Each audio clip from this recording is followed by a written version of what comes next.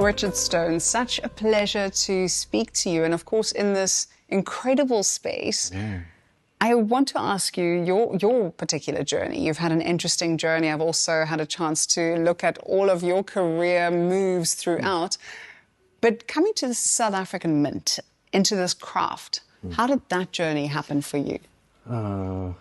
I suppose I have to say that anyone who knows me knows that even when I was very young, I wanted to design money, which is a very specialized dream, I suppose.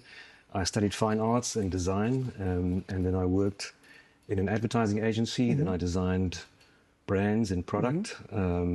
Spent almost a year in Paris designing perfume packaging for Givenchy.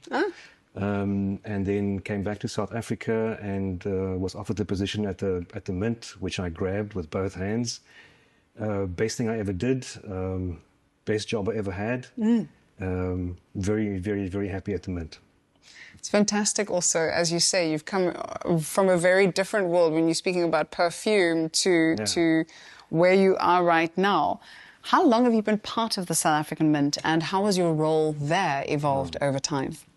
So I started in 2015 as product development manager, and I'm still in that role with absolutely no ambition to leave it.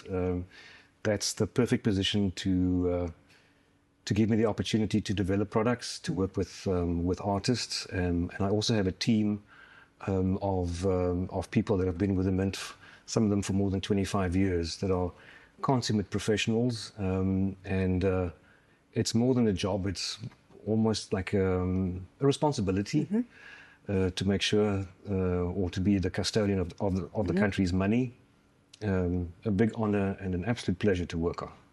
I like how you use the word custodian, because it is true. It's something that's such a big part of who we are, our heritage as a people.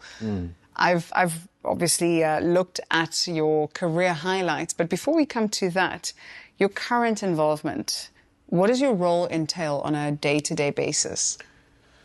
Yeah, I suppose there is a design aspect, an artistic aspect that takes up the bulk of my time.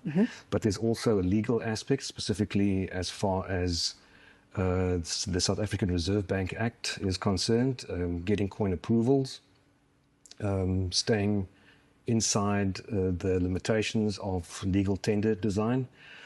There's also an engineering aspect, and I suppose that's what's fascinating about working on coins. It's almost where engineering and art, where they kiss. There is... Those are the two sides of the coin. Oh. See what I did?